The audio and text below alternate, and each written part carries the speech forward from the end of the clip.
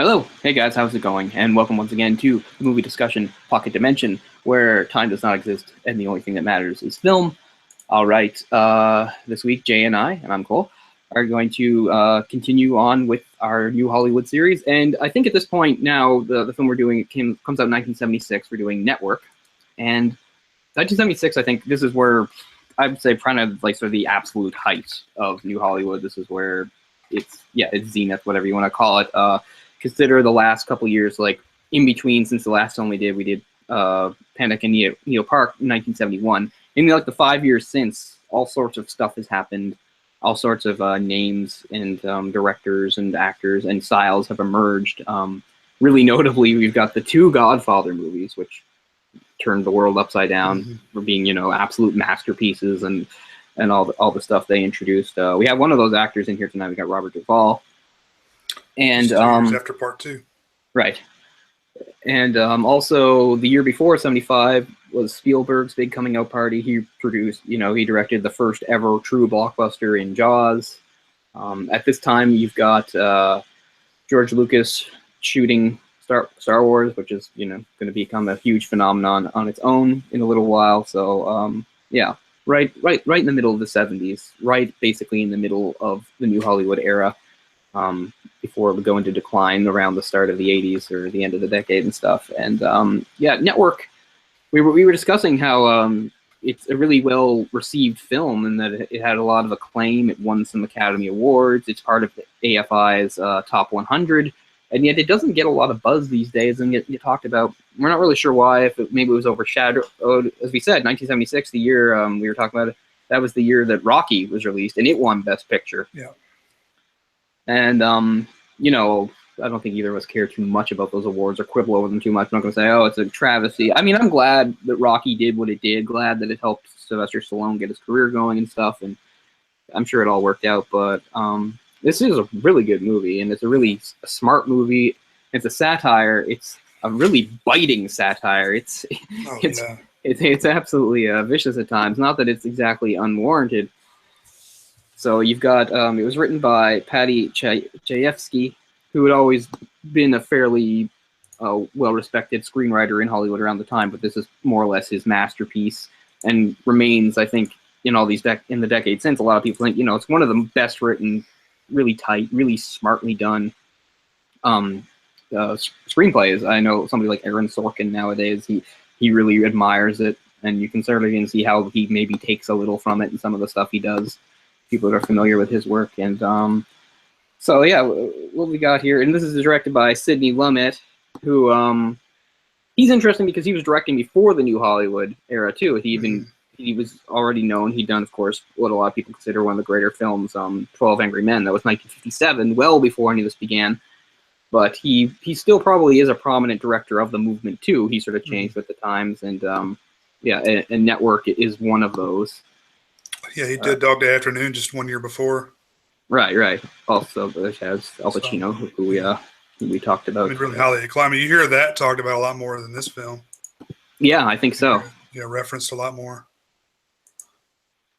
But two Academy Award, or I think 3 Academy Award nominations or wins for acting. Faye Dunaway won for Best Actress. Peter Finch won posthumously for Best Actor. And who won for supporting? Oh, I've got that. What's her name? Beatrice Straight. That's right. Won for Best Supporting Actor. And Chayefsky got the Best Original Screenplay. Chayefsky, yeah. Got the best one for Best Original Screenplay. So yeah, very well celebrated in his time and afterwards. I guess I could understand why it's not sort of as flashy as some of these other movies. It's funny to call something like Rocky flashy, but Rocky, was the first of a long series and it introduced an iconic character, so you can see why that. And again, it's a different sort of impact that a movie like Jaws would have had, this being a satire. But yeah, when you look at satirical films, there's a lot of good ones, there's a lot of bad ones. This I still think stands out as a really good one, a really strong one. And one of the first to really set its sights on the subject that it did, specifically television the short attention span of the masses, how television has sculpted that at this point by the mid 70s.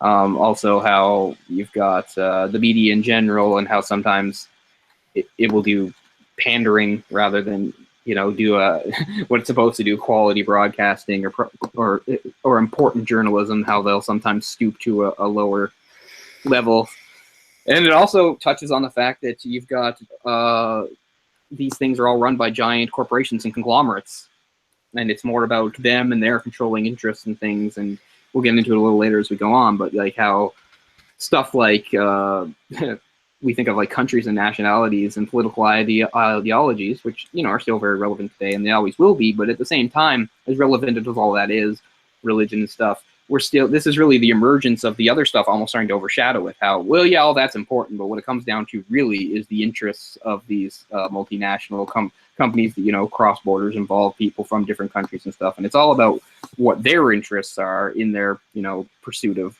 profit. Mm-hmm. And how, in a way, it begins to like homogenize forms of entertainment, including the news, which again, this movie takes a pretty good shot at. It pretty much covers all the bases of controversy at that period of time, doesn't it? Yeah, I mean, if you wanted like a movie to sum up sort of what was going on in the world, the Western world specifically in the 70s, this movie touches on like everything that's going on. That like, they talk about about how the country being in sort of a state of disillusionment based on a few things, specifically, how the Vietnam War turned out, how the U.S. sort of had to pull out of it instead of, the decisive victory they're expecting. Also, the controversy of Watergate, it was the first time really that the corruption was seen that high that suddenly, the president of the United States could possibly have committed crimes or been dishonest and stuff like that. So there's a lot of disillusionment going on, and a lot of radical responses to it too, not just the ordinary everyday response of, as we said, disillusionment, the average American citizen saying, oh, what's going on with the world, what's going on with my country, but the people that take the more extreme measures against it too, including, it's funny, we were before we did this, when we were talking about how things did ramp up in a lot of ways in the 70s in the last show, and we were talking about terrorism, they're talking about domestic terrorism going on here. They name check a few real life terrorist organizations, and they also, for the purposes of this movie, make up one. And this is also right in the wake of what had happened to Patty Hearst, who was an heiress who was kidnapped by a radicalized leftist group, and basically sort of brainwashed to join their cause. And everybody remembers it's very famous. She'd gone missing for months, and then I think did they send out some ransoms anyway? And then things have gone quiet, and then suddenly there's footage of her like helping them rob a bank. She's got the machine gun in the beret, and they do the same thing here. They have another story, because the idea, I guess, is they're thinking, well, this just starts an avalanche. Here comes another one. So you have this other heiress that had been kidnapped and stuff, and it's sort of basically the same kind of story. In fact, they also show her doing the same thing, engaging in like a bank robbery, holding a machine gun, wearing a beret. What's kind of funny about that is it's a bit of a cameo. The actress in it isn't really an actress. It's Walter Cronkite's daughter playing the role, which is kind of funny. And because this movie being about the media, it's kind of neat to have something attached to Cronkite. Cronkite, who is such a pillar of the industry and stuff. So the first thing we get is kind of funny, and we're going to say this probably over and over again as the film goes on. We can't really help it, is like how well this film sort of predicts the way that our culture would evolve and how it would be taken over by television, and everything we process is through the lens of television, and how quick news becomes about sound bites and stuff. And it's funny because it starts by showing us like a few screens with different anchors talking, and it's more true to the day where it's only a few. Where nowadays you could just be screens everywhere. Yeah. It's true they do invent another thing, because it's true back in the 70s there were three main networks in the United States: NBC, ABC, CBS. Those were the networks you turned to for the news, besides little local ones. They were the national ones. This one creates a fourth. I think they call them UBS, and it's about what goes on at UBS. But everything that happens is, again, an approximation of stuff that had or could happen at any of the other big three.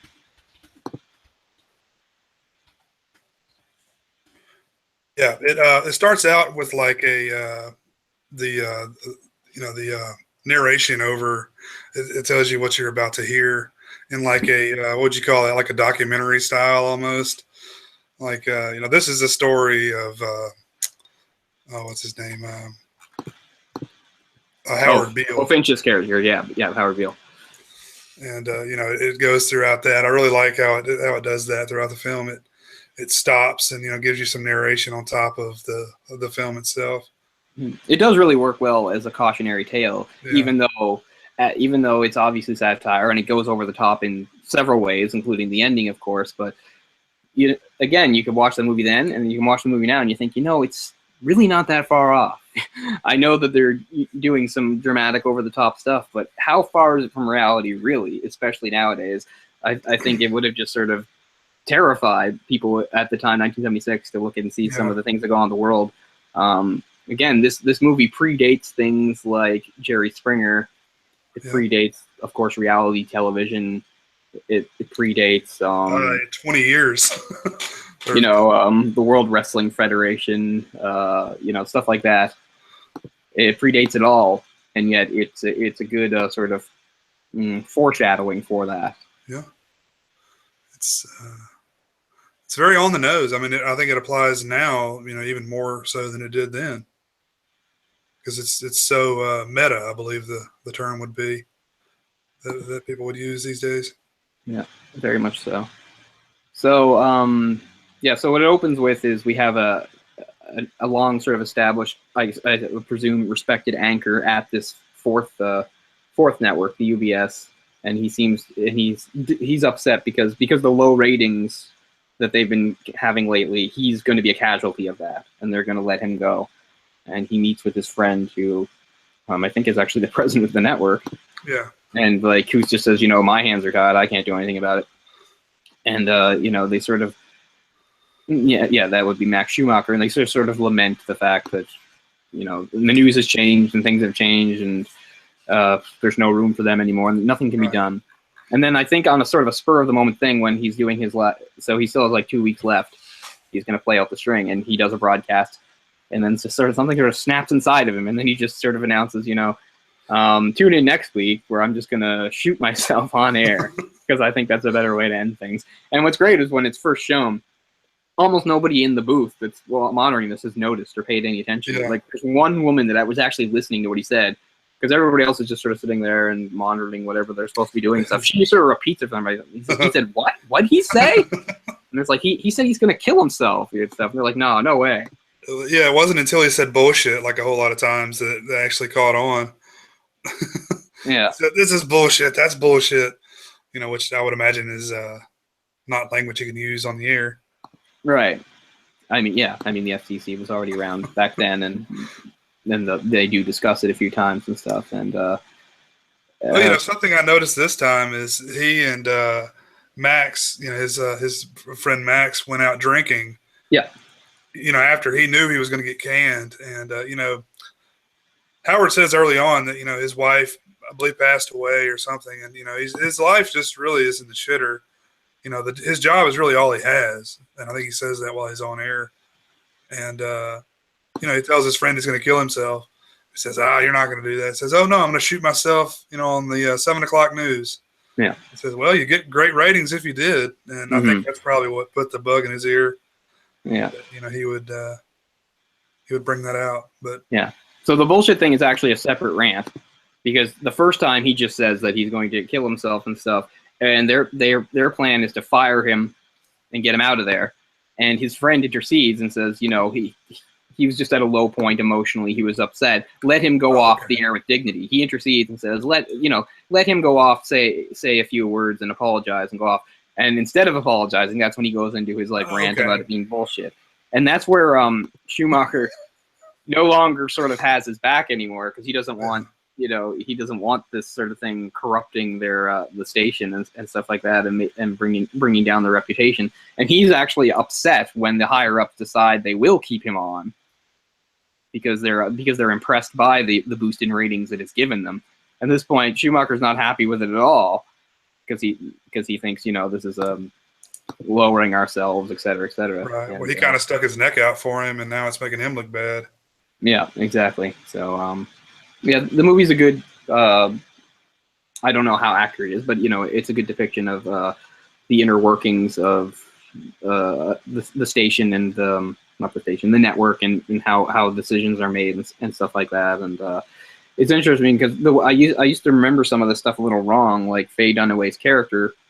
I used to remember her like being involved in news too, but she's not. She's just a programmer at the network. She just so happens to see that even though this is the news and it's not really her thing, her idea is supposed to help like pitch and develop new shows. Mm-hmm. She's seeing a potential for that because of what Howard has done, and that's how she gets involved, because she thinks she can blend this into other shows. And what's funny is she's working on a show at the time where she wants to like have a show that follows a group of radical terrorists. She wants to do a docudrama where they just sort of follow them around and film their some of their crimes along with whatever their political diatribe would be and stuff like that. So yeah, she's already working on something quite sensational, and then she sees something else that has a lot of potential too, and she uses whatever pull and influence she has so that she can be involved in it too. Because, yeah, she's not supposed to be involved with the news portion of it, and she talks her way into it so she can be. Yeah. Yeah, she's still relatively, early on for women in the workplace. Mm-hmm. She's a very, you can tell she's a very strong, determined woman. Oh, yeah. To the point where it's actually, if she goes pretty too far, she's kind of obsessive, right? Exactly. Yeah, it's a bit much. But at the same time, if you want to look at it from that perspective, you kind of get it in a way, because it's like what they say about like how tough it would be for a woman in that position. A lot of people say about it applies to many jobs, but we'll say as far as like television stations go and stuff like that, it being an old boys club. So, in order for her to be taken seriously, she had to work twice as hard as a man would in her position, blah, blah, blah. I probably agree with that. So maybe what they're saying is part of like that, part of her own obsession and some of the ways that she comes across as kind of cold and stuff is more a product of how hard she had to work to get into her position in the first place. Like, I can see that. Yeah, I mean, they get into it later on, but she basically loses her feelings. She doesn't have feelings anymore.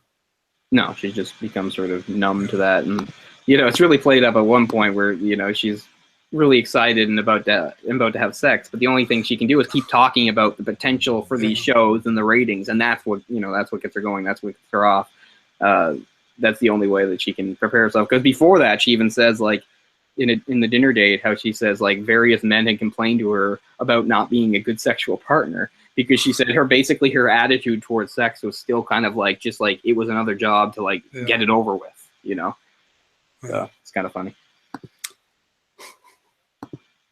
Yeah, her character's interesting. It's she won an Oscar for this, so it's I don't know. it's kind of hard to like her character at all. Really unlikable. No, I mean she's so self-serving, and again, you respect a character who's driven, but she's driven to a point that sort of goes beyond what's rational and certainly what's moral. Although what's funny is like is amoral as she might be, she's also surrounded by other characters that are every bit as much as she is. They don't actually care about anything good or decent. Again, it's the bottom line. It's getting the ratings, and it's where they start to really question. It's like, why are we talking about like things like journalistic integrity and broadcast standards of quality? Like, what you can see they might not say that out loud, but it's sort of what they're thinking. Like, well, why are we doing this when if we do something that's sort of cheap and sort of exploitative, that's actually what gives us the results we're looking for. Because again, the idea very much is how these executives treat the nightly news more as a way to, again, just another way to generate profit rather than the public service it's supposed to be. Exactly. But, so there's all sorts of different sort of disillusionment going on here at once that, again, ties in nicely with sort of the general disillusionment that the American psyche was going through at this time as a result of all sorts of factors, like you said, Watergate, Vietnam. They also name-checked the fact that the price of oil has gone up, and it's going to kickstart the gas crisis of the U.S. And this is, I mean, it's just the beginning of that, I think. Mm-hmm. Wasn't Carter wasn't elected yet, I don't believe. No, this is Ford. This is Ford. Okay. Yeah. But anyway, it turns out to be a hit, and they form a whole sort of variety show around this. Right. It's funny too because she's talking about some other perspective shows that each sounds more ludicrous than the last one. They sound ridiculous. Talking about like some sort of stupid like psychic and stuff like that, and a few other things. Yeah, they wind up combining it all into like a variety show where it's not even just Howard having a piece on there anymore. It's like it's his show now. He's the main attraction, and here's some other like sideshow stuff going on with it.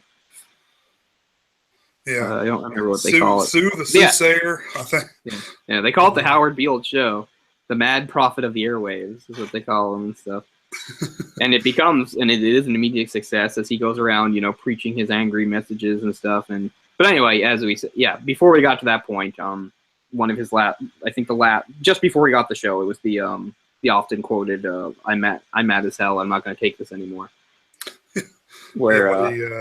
Where he urges everybody watching to actually go to their windows and shout it. And he's even saying, like, I don't have solutions for these problems. Right. I don't know how we're going to solve this, but we have to at least get angry. That's the first step. Is like, show everybody you're angry, and it does work. And there's a part where the president is, watching at home with his family, and his daughter goes to the window. She's like, I'm going to see if somebody's yelling, and everybody is yelling. I love that scene. It is very cool. Hands back, and everyone's hanging out their windows of their high-rise, screaming at the sky, shaking their fists. Yeah. But, it really applies now, too. It's like, get up off your ass and do something, it's kind of the mentality he's trying to put onto people. Sure, don't just sit there and let it happen, do something. Yeah, exactly, because already at this point, even in 76, the commentary is, look at how we've elevated television. When we talked about the changes of like new Hollywood coming in, and that was one of the things was that television didn't exist when movies started, and then by the 50s it was finally becoming more of a household thing, but it wasn't that powerful. The 60s was when it really got going, and that's one of the reasons why new Hollywood happened, was because TV was now a medium that really challenged the movies. The movies didn't have the dominance they once had, and now the 70s is well established. Every home in the country has at least one TV, maybe even two. It's just an ordinary part of being brought up. And they'll talk about the difference in generation too. Because, some of these older guys, the anchors, when they were young, there was no television, and now they make their living on it. But then they see somebody, a somewhat younger person like Faye Dunaway, and they say, she's a generation that grew up on this, and it's, kind of warped her values and it's warped her perceptions, and now she's a product of that. But it's not she's not entirely to blame for it. It's what we've done. It's how we turned television into this almost quasi-religious experience for like Americans, where you go to work, you do this and that, but you also sit down and watch the TV, and you watch the news, you watch your shows, and it's all your daily ritual, and it's all essential. It's an essential part of your existence. And that's one of the things that Howard talks about on the first time on his show. He's saying how like everybody's a product of it. Let's see.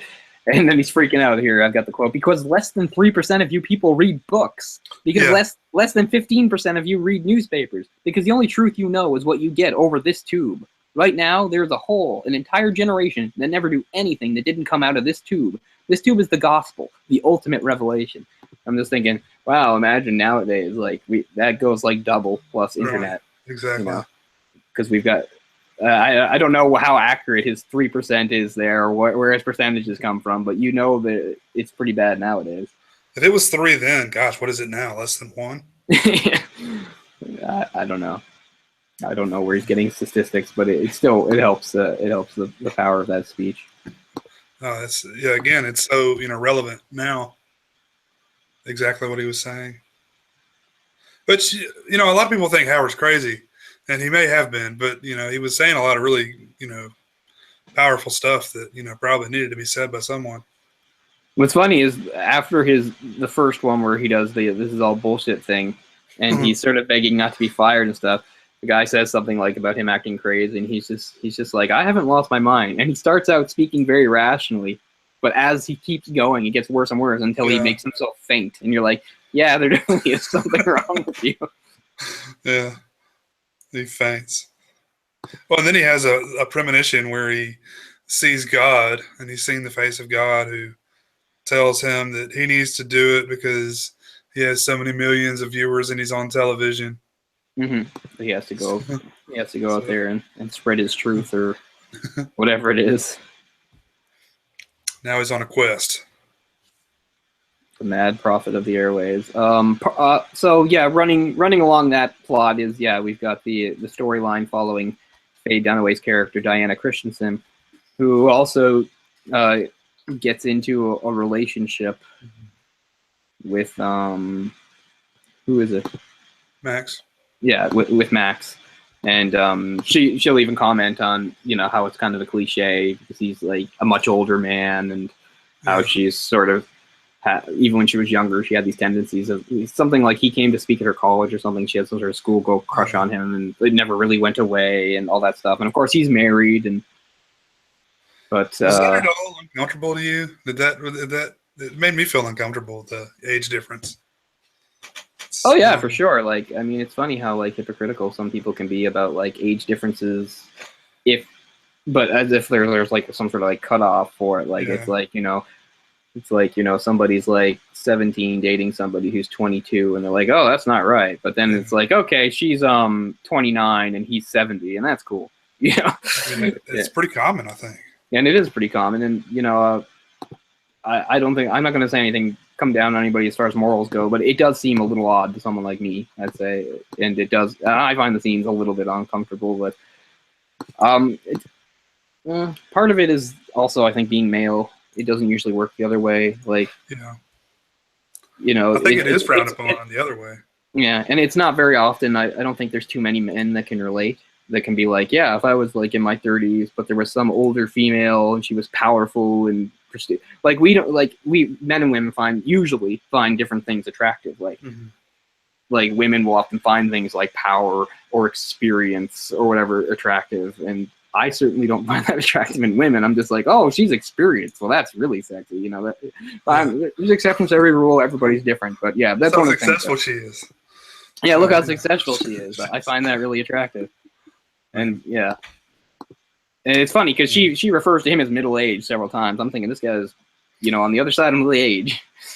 He waved bye-bye to middle age a while ago. You're being awfully charitable to call him middle aged. That's true. Yeah, he's on the backside of middle aged, I think. Yeah, what's funny is that Max is like he is the president, but he's not as powerful as when it comes down to it. He gets overruled by other people because he did not want to keep Howard on the air, even though Howard was his friend and stuff. But he's overruled by all these other executives, the higher ups in UBS, and he can't do anything about it. So he just sort of has to, live with it. Well, I think eventually he felt that they were exploiting his mental issues. Yeah. So he was never comfortable from the start. Even from the start, he thought, this is us, relaxing our standards. This is pandering, and this is, what it is, going for the lower ratings, because he is an old time newsman, and he does believe in, having a certain standard, having a certain quality, and all that stuff, and he's wary of things like the FCC, where they're like, what can the FCC do? They'll bitch and moan, but what can they do? I'm thinking maybe the FCC has gotten a lot more powerful since then, because they don't seem that concerned by it. Oh, it is true. That's true too. Like the 70s was a weird time for TV. There was a lot of really violent TV on that, like in the daytime, that at the time, like there was no regulation. Nobody said anything about it. And it really backfired. What year was that where they tried to make networks have like, what was it, like the Family Hour or something? Oh, yeah. Not sure of the year. 75? Okay, so this is already during that. Yeah. They still kind of do that, don't they? Or no, I'm not sure. I thought it was a shutoff when like like South Park could say shit 1,000 times, like 9 o'clock or something like that. I'm not even naming it right. It's not called the Family Hour, but it's called No, you're right. Family Viewing Hour. Oh, Family Viewing Hour. Right. And yeah, and what happened was the FCC 1975, I'm just saying, yeah.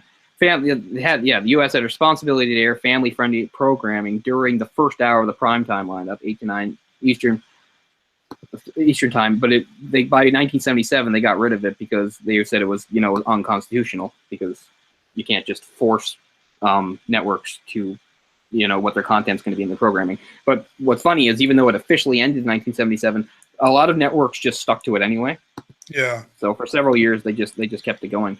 But yeah, so the landscape of American television by the mid 70s was weird because there was a lot of sort of violent and racy content going on in primetime hours, or daytime hours when kids could watch it and stuff, that even today they don't do. But it took on several shows, including All in the Family. They tried to move them, and it was Norman Lear who really started the whole the countersuit about how this was against the First Amendment rights. So it was Norman Lear himself who led the charge against the Family Hour. But even though the Family Hour was declared unconstitutional and they officially got rid of it, a lot of networks just decided to keep it anyway because they could make use of it. Cosby Show, Happy Days, they were put into those slots. But lots of white bread family shows. Yeah, sure.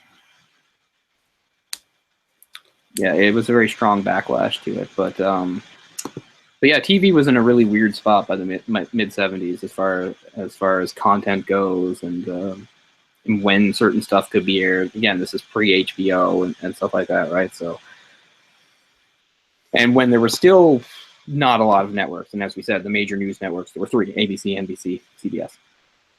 No Fox News, and the concept of 24-hour news, CNN, that didn't come in until the 80s. Mm-hmm. What's funny is when that was first introduced, people laughed at it and said that would never work. Like, how are you going to fill that? Work. Yeah. What did they say to the Weather Channel? Nobody wants to know the weather all day long. Yeah, and yeah, there's people that swear by it and keep it on all day. They're like, absolutely. Oh, especially older people. Yeah. You can click this app right here. It says weather on it. Click that weather app. Turn this shit off. I've always hated the Weather Channel. Yeah, it's pretty stupid.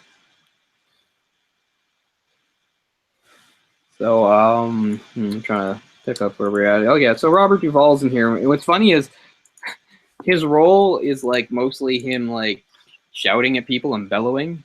And then I've realized that's, almost all his roles, because he just has that kind of voice. And I'm just is this how he's got cast in 90% of the movies Robert Duvall's in? Because he has that, sort of deep, commanding voice. I mean, there's, some shitty movie from 10 years ago with Will Ferrell where he's, a soccer coach. And he's just in there so he can yell at Will Ferrell and a bunch of kids. It's just they're just oh, we need somebody to play the older father. Who can really yell and is age appropriate? Robert Duvall! Because that's every scene Robert Duvall has in this, he's just yelling his head off at a bunch of people. If you like a show like The West Wing or something like that, this is what gave birth to that. If you have a hard on for executives in big rooms yelling at each other, sitting in around a table, this is the movie that kickstarted that. I swear, a bunch of people in suits. But as we said, besides there being such a weird show that it leads to, it also leads to her making. It's weird.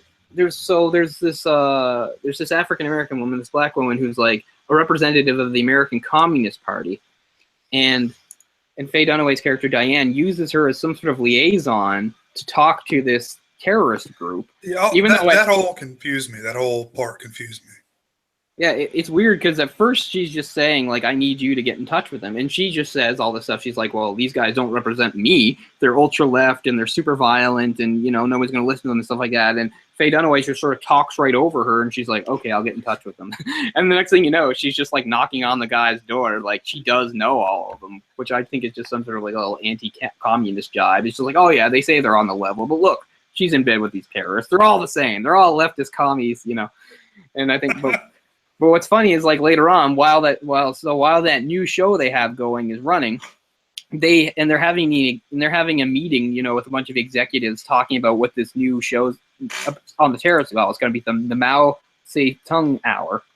And they have like this meeting, but it's not in one of the buildings. It's like in a house. So you have the executives all there, and they're talking about percentages and all this jargon about how contracts and stuff are going to work. And then you've got like armed terrorists just walking around the house, and they're also talking. And at one point, the leader even fires his gun in the air to shut everybody up, and he's just like, look, I want these percentages or something like that. He's like, now let's get back to this. Yeah, it's pretty funny. You know, he talks about it's like, you know, fine print in these contracts they're looking at. Yeah. Which is, again, you know, some really fun satire going in. It's like, we've even found a way to like monetize and turn into a form of entertainment what's supposed to be like serious news about like, well, an actual terrorist group that go out and, you know, commit crimes. Because at the very beginning, when she's first talking about it, and they show footage of it, she's like, it's great. They go around taking footage of it, and it's like, well, that's what everybody is nowadays. Anybody that commits crimes does this. Yeah. They'll go around, you know, and it's funny too, because back then, you know, again, now everybody has a camera on their phone and stuff. She's using the term, it's like, it's home movies. There's no such thing as a home movie anymore. Nobody says that. Even if that's literally what you're doing, if you're home with your family and you're shooting and stuff like that, nobody would really call that home movies. Mm-hmm. That's just, you know, movies. Yeah, I felt like Robert Duvall was underused.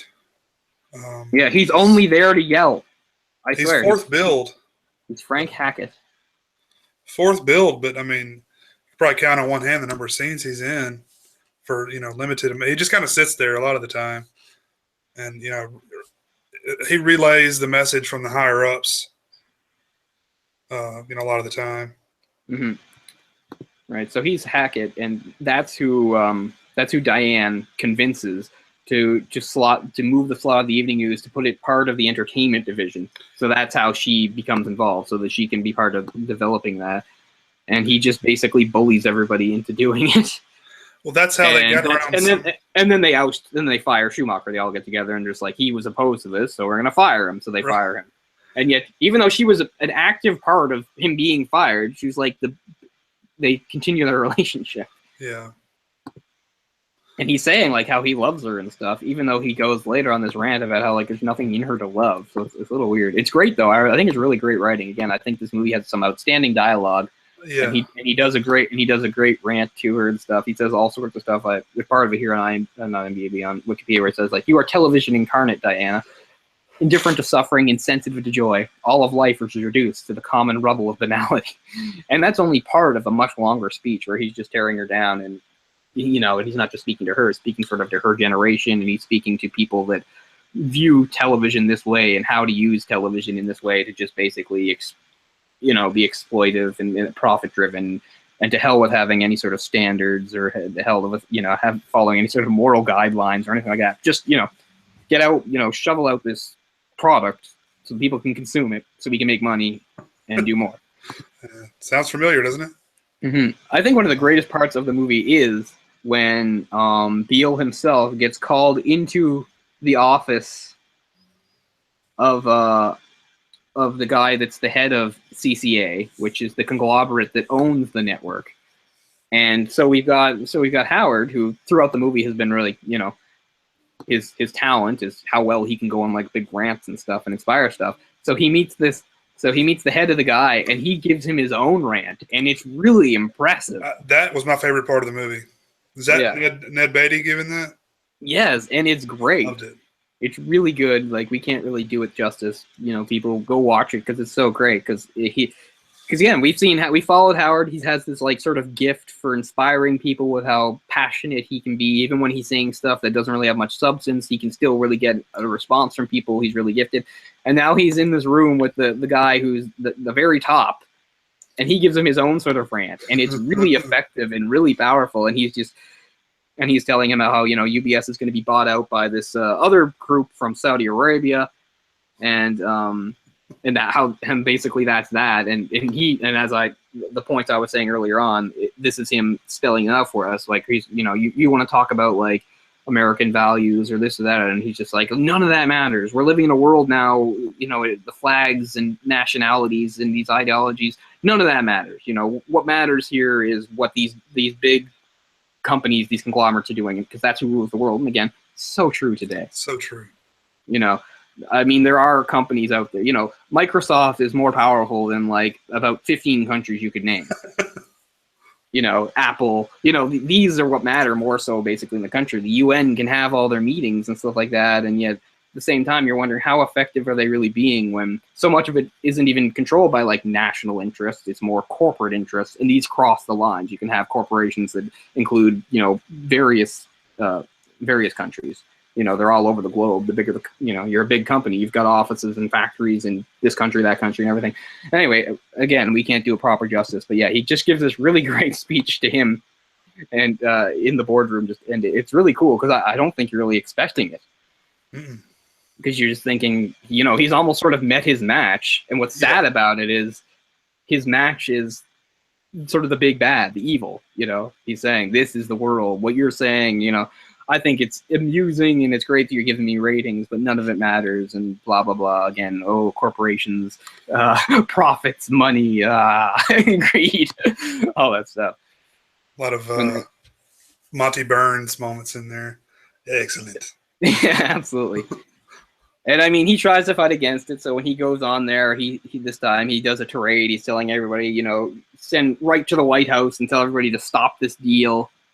Because we can't get in bed with the Arabs and all this stuff. We're selling our country to the Arabs, and they're talking about how much Saudi Arabia owns. And I'm thinking, yeah, it didn't work because Saudi Arabia owns even more of the U.S. now. $2 billion is what they had then, and that's the 70s. So yeah, gosh, that's insane. Because he's talking about like parts of Wall Street and how like Saudi Arabia, and it's true. I mean, even more so now, like those Saudi princes and the big oil and stuff own so much of the U.S., which is.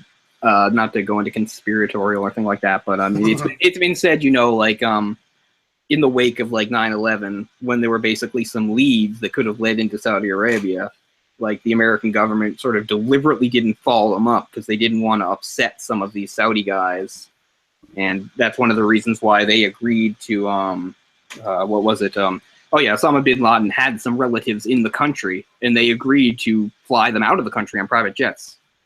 And that was one of the reasons, because they didn't want to upset some of these people that had these interests and stuff. And that's a whole thing. But it shows you it was a thing then. And again, it's a thing now. So there's a lot of stuff that they mention in this movie that's so amped up and amplified today. So I think it's an incredibly relevant movie, and one of the better movies as far as sort of predicting the course that events would take and lead into the world. I mean, not in specifics, but in those sort of general, in those sort of those general factors, where media, content, all that stuff. Yep.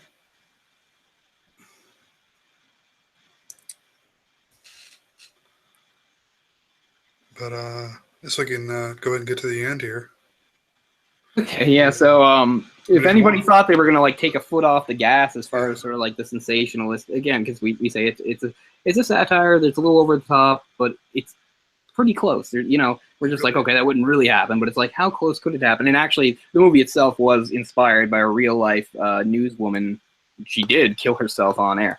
Oh, really? Is that what it's inspired by? I didn't realize that. Christine Shubuk in Sarasota, Florida. She was suffering from depression, battles with the editors, shot herself on camera on July 15th, 1974. Yeah, so Chayefsky used the incident to set up the film's focal point. I did not realize that. So there was even some truth that this was partially based on. It did come to mind, though. I know that, that she had done that, and, they made a movie about that recently, about her. Oh, okay. And I don't think that footage is available anywhere that they know of.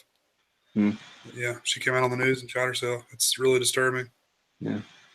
Well, there's still plenty of that really disturbing footage if people really want to find it. Like that little montage they made in like even back in, what was it? Bowling for Columbine. They do that little montage where it shows, some of the real deaths that they showed on TV, like that guy shooting himself at the meeting, some of those people being executed in Vietnam, a few of those, and now there's even more and stuff, and awful things like kids committing suicide on YouTube, and the beheadings and stuff. Of course, beheadings. Yeah, those are big things. Those are. It's something about, I watch a lot of horror movies where that's, fictional violence is portrayed. It's just something about real violence that is so. I don't know. It feels so unreal, different. right? Yeah, you watch it and it feels like it wasn't real. You're just like, that couldn't have been real. You're like, that's what it was. Oh man, it's If you can sit around and watch that stuff, like, you need to go see somebody, because that's not right.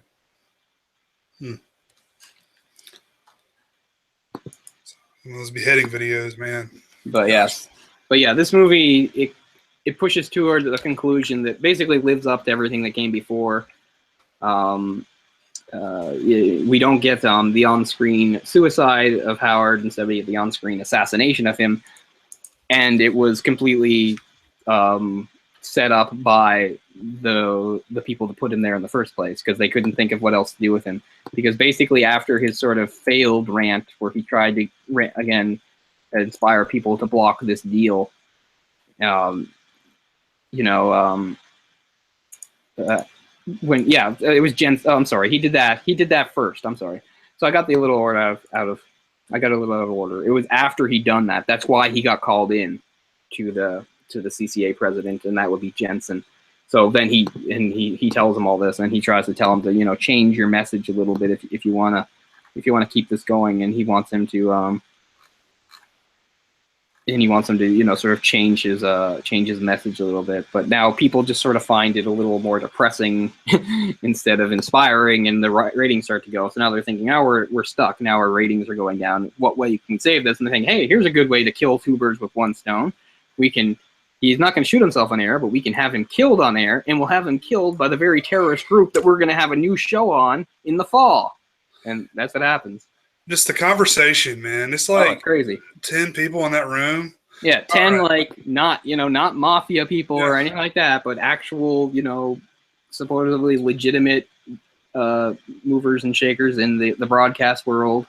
And it's it's Diana herself who says, let's kill the bastard or something like that, Well, I mean, the whole thing had started when, they need to get him off the air because his ratings are worse than ever. They're getting terrible. Mm-hmm. And I guess the network head, whoever is the highest person, says, no, we're going to keep him on the air. I don't care how bad his ratings are. Yeah, that's what Jensen said.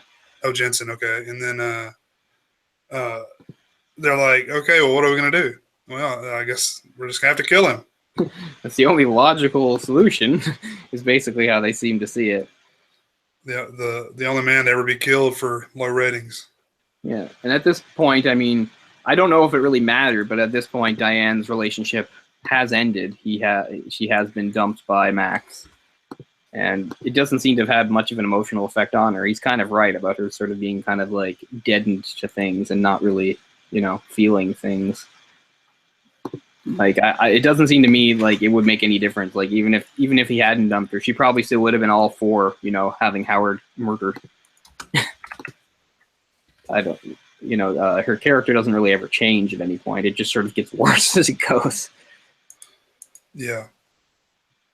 And I love how, like, when he gets assassinated, it's not only is there like multiple cameras of the people who do the assassination, the assassinators, like there's a camera on each of them and a camera on Howard. And then it just, the movie ends. Yeah. We don't get a reaction of like stunned faces. We don't get people running up to him. What we get is the cameras zooming in on his corpse. Yeah. Oh man. It's like, get that shot. Yeah, it's pretty terrible. But it's funny too when we talked about sort of finding her relationship a little bit uncomfortable. I mean, she helps it along too, but she even admits to having a bit of a father complex. she basically says that, so you're like, oh, good. And people, and it's true. I mean, people make jokes about that, but I mean, have fun with it because it is true. Daddy issues often leads to women seeking out relationships with older men and stuff. And I'm not putting it all on women. Men have their issues too that lead to them, doing possibly harmful things to themselves as far as relationships go too. And we're also not saying it's impossible for a relationship like that to work fine. I'm sure it's happened here and there. But in this movie, it's pretty much doomed to failure, and it's not doing anybody any good, really.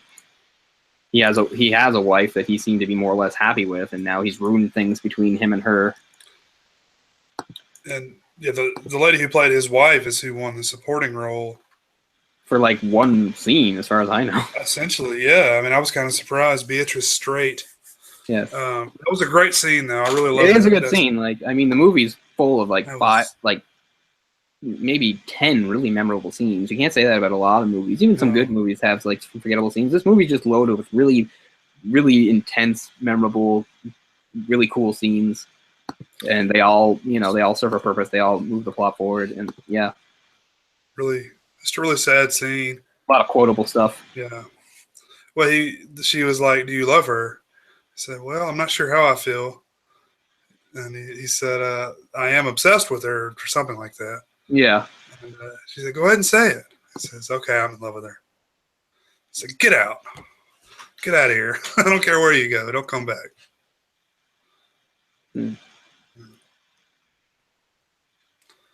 But yeah, she did a great job. I didn't know it was even enough to be considered for a supporting actress, but yeah, I guess so. I don't know who was against her that year, but yeah. But even the stuff that seems like over the top just comes across as really cool and stuff. Like I said, here's just a little piece of like where Jensen is chewing him out, and he just sounds like a crazy supervillain. "You have meddled with the primal forces of nature, and you will atone." Oh yeah. But again, you can say it's over the top. It's very effective, and it's good.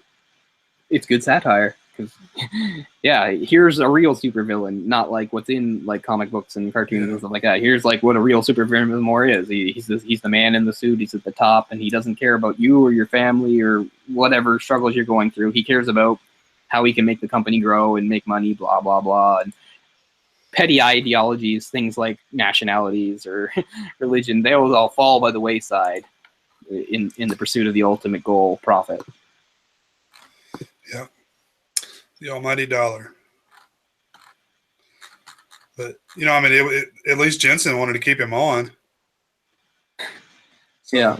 Which in a way was the only thing sort of keeping him alive, but still, he has a nervous breakdown on live TV, and, in any sane, rational world, people would arrange that he would get professional help, and their idea is just keep him on air and make him even more important and almost like into center their programming around his insanity. Not insanity, but you know what I mean.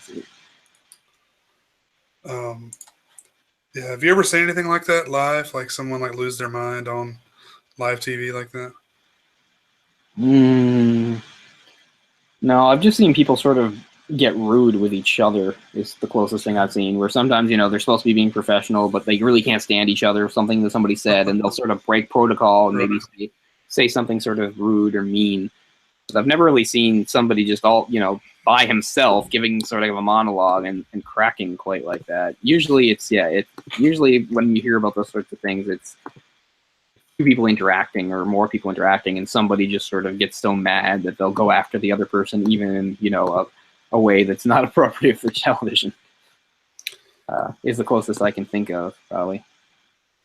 I remember a local news station here.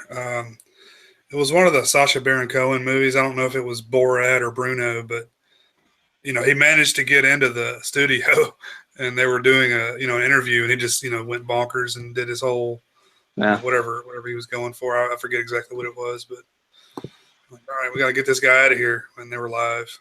It's pretty funny. And I've heard plenty of people curse on the air, like sure. Roseanne, I think during one of the MTV Music Awards back in the '90s, sometime. Of course, sure. Roseanne would do that. Yeah, like she said "fuck" or something on the air. Yeah, these sorts of things happen. A few things have happened on like Saturday Night Live here and there. Yeah. Oh yeah. Yeah, I've seen that. But that's a little different because I mean, you almost kind of expect it. Like that's sort of the point of something like Saturday Night Live. It's like, oh, live TV, anything can happen, even though they constantly like every time something does happen, they try to take measures so it wouldn't happen. This is barely, it's not that close to it. But I remember I was watching Saturday Night Live about 10 years ago, and what's his name? Oh man, we even talked about him not too long ago because he was in AI. Jude Law. Jude Law was hosting. And the musical guest was Ashley Simpson. Oh, and I had it on mute, or no, I didn't have it on mute, but I had it on low because I was on the phone with my friend. I was talking to him and stuff like that, and I think he was watching it too and stuff. But he had it on mute and I didn't. And then when she came out to like sing, and the fuck up happened with the other song, and I was just saying, hey, wait a minute, what's going on here? And he's just like, what? I'm like, oh, that's so messed up. And he's like, huh, what? Because he had it on mute. He didn't understand, and I had to explain it to him later on. Stuff. So it's kind of funny. She was lip syncing, and it was like canned music. She had already done like her song, and then she was supposed to do her second song, and then suddenly like a track of the first song starts playing. And then, and what's funny too is when they ended the show and she apologized, she lied. She said that her band started playing the wrong song, which is not true at all either. And then it all came out, and people jumped all over her, and it didn't really matter. Yeah. I mean, let's face it, she was Ashley Simpson. She was a flash in the pan anyway. That only got there because it's like, hey, did you know that Jessica has a younger sister? She's not really as pretty as she is, but she's a big slut. But she's rock. Like she's more rock than Ashley. Yeah, exactly. She's like Avril Lavigne. Yeah, okay, sure. But I mean, that was something that I did see as it happened. I mean, it's not a big deal or anything. It's not the same as somebody having a breakdown or anything. But yeah, someone, I think it was this past year at the New Year's Eve ceremony, whichever it was, one of the it was Mariah Carey. That's who it was. Oh, okay, what'd she do? Same shit. They couldn't get her lip sync. Yeah, start right. It kept like it was playing too fast or something. I forget what it was, but yeah, she looked like a fool. It's less surprising for somebody like her. Yeah. Okay. Just fucking sing. It's what you do for a living. Yeah. It does seem awfully lazy. Yeah. Yeah. I'm just looking at some of the quotes here. And another one from Jensen when I was talking about, when I was saying about nationality stuff like, we no longer live in a world of nations and ideologies, Mr. Beale. The world is a collage of corporations inexorably determined by the immutable bylaws of business. Oh, it's full of those, man. Well, I mean, even the stuff Howard says is so quotable. Like, I mean, sure. Now more so than then. I love it. Like, I put some on the Twitter page. It was like, oh, good. I'm a human being. God damn it, and my life matters, or something like that. It's yeah. I love that kind of stuff. He's so like enthusiastic. Yeah, because that's what he's saying about how people were sort of raging about the wrong things when they were flipping out about Vietnam and stuff like that. He's like, no, he's just like, don't freak out about communists and all this stuff. He's like, America's still the most powerful country on earth. We have this, we have that, and technology said what's really dying is the death of the individual, is what he's saying, and that's what leads to that. He's just like, there's not going to be individuals anymore. It's just all about groups, and again, that's so relevant. Sure, because so much of it is, we get one side saying, oh, it's good to be an individual and unique and stuff, where like almost everything else bombards us, telling us, you have to belong to this and be part of this, and you have to fit in, and you must assimilate. That's a perfect word. Yeah. Join Locutus. Mm-hmm. Yeah, okay. I didn't know that one. Okay. I'm sure some of the viewers definitely will. I'm sure though. So. But there's a serious movie that came out a few years later than this that has, I think, a few parallels in that, except that this one is a satire and the other one is less of a satire. And it's some of the parallels, especially the ending, is this is going to have some spoilers for people, but in 1979, one of my favorite movies of the decade too was The China Syndrome. And The China Syndrome follows the character Jack Lemmon as he finds out that basically the nuclear power plant where he works is dangerously below normal safety protocols and regulations, and they're trying to cover all this up because of money and stuff like that. And he's trying to get the truth out there to journalists, and the movie's sort of about him trying to do that. And as spoilers go, like, he does succeed to a certain extent, but he does get murdered too. And his murder kind of reminds me of the murder of Howard in this movie, and that they both movies end with like sort of a decent man who's trying to reach the people and help the people, and he's just brutally silenced, and then it just ends. Like, both movies have sort of that going for them at the end. So, I mean, the other movie is very different and more serious than this movie, although this movie, despite some of the comedic stuff, it does have some serious, and some of the over the top stuff, it does actually have some very serious points to make, for sure. Isn't that based on a true story as well? No, it's not. It just happens to okay. it takes elements from some things here and there. It's not based on any one true story, is what it is. Okay. But yeah, that's a really good movie itself. One of my favorite movies of the decade, for sure. And just trying to remember, there was one other thing. Yeah, I was gonna say, one of the other things that I get mixed up with is sometimes this movie is Faye Dunaway. In that movie, the young reporter is Jane Fonda. I very often get Faye Dunaway and Jane Fonda mixed up. That may be why you thought that Dunaway was more of a reporter. Yeah, that's a good explanation for that. Yeah, because as it turns out, as I said, she's not actually involved in news. She's just a programmer at the network, and then she gets involved in the news because of the opportunity she sees with Howard. Yeah, they do look very similar. Yeah, but I think it's a really great, underrated movie. It's a really powerful movie. Another one of those movies doesn't have a soundtrack. The only music in the movie is just like, if you hear like a car radio or something going on, and it's by the time the credits roll, it feels very powerful. I really like that movie a lot, and it has I think. Oh right, yeah, that's who it was. It's Michael Douglas, but he seems completely unrecognizable because not only is he young, but he has like a full beard. He's like the camera guy. Yeah. So it doesn't seem like Michael Douglas because he's got a beard and he doesn't talk very much. And it's not an erotic thriller. Which was his bread and butter in the 80s through the 90s, which is the main reason I started to like really kind of hate him. Even though I've softened on him now that he's older, but I just can't. I have no idea why he's in those movies. That's a whole other thing I could go on to, but yeah. I just never understood that. Like, this definitely calls for him. Sure it does. I mean, what's the best Michael Douglas movie? I mean, I probably couldn't even name 5. I mean, like...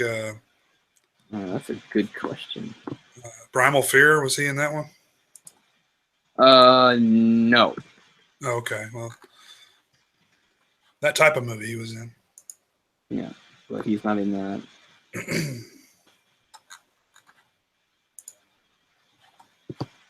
I'm going to look him up just for the hell of it, just to see. I know he's in a few other... He's in The Game, which a lot of people really like. Oh, yeah, I like The Game. I haven't seen it since almost when it came out, which is kind of crazy. So I can barely remember it. Oh, Falling Down. Yeah, that's good. Jewel of the Nile.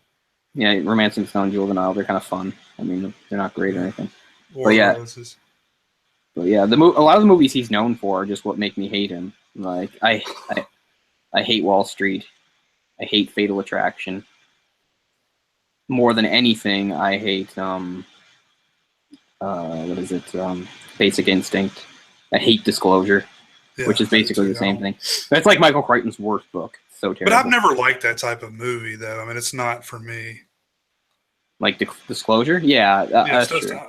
I don't care for that type of movie. I mean, I watch Basic Instinct for the obvious reasons, but that was pretty much it. Yeah. There's been a bunch of stuff late. I mean, he's only been a few things the last few years. He did Ant-Man. I forgot he was in that. He's Hank Pym and Ant-Man because they decided to make Hank Pym older, which I don't mind. It's not a bad idea. The idea that Hank Pym is, not part of this new wave, that he's older. Okay, fine. And he's actually somewhat likable, which is weird because I find him so unlikable in like 90% of his roles. Yeah. But yeah, he's pretty much unrecognizable in the China Syndrome. He's just this bearded guy with the camera, and he doesn't sound like Michael Douglas. His voice sounds a little... He doesn't have that as high pitched as he would get. or nasally, or whatever you want to call it. I'm Michael Douglas. I'm married to Catherine Zeta-Jones. Ah. But he was. Yeah, I don't know if they still are. But... Because, not because I smoked for 500 years, it's because of all the cunnilingus. Yeah. In June 2013, Douglas told The Guardian this type of cancer is called HPV transmitted by cunnilingus, leading to some media to report this as well. Yep.